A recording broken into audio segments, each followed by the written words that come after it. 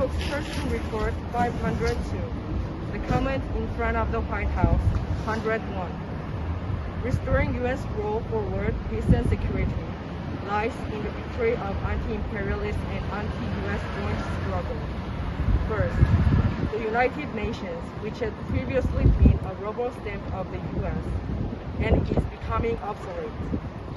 Recently, the U.S. read strengthening sanctions against North Korea failed due to opposition from China, Russia, and measures against Russia were not adopted in for Ukraine war. This is because China, Russia anonymously reiterated their opposition in the UN Security Council. At the UN General Assembly on 19th of June, China, Russia clearly made objection to sanctions against North Korea, saying the UN needs to ease sanctions in certain areas and end joint military exercises. Additional sanctions may aggravate the humanitarian situation. Second, because the U.S. cannot freely control the UN anymore, the U.S. is strengthening NATO and G7 through aggression and hegemony, which becomes more and more obvious day by day. The main agenda of the recent G7 meeting was about additional sanctions against Russia, and the main agenda of NATO summit was the adoption of new strategic concepts and accession Sweden and Finland to NATO.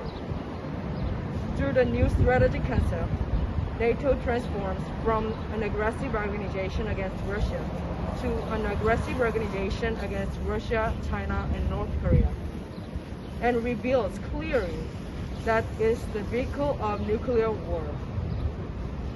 As a result of NATO summit, Sweden and Finland completed NATO accession talks, and the Ukraine war is escalated into a war in Europe.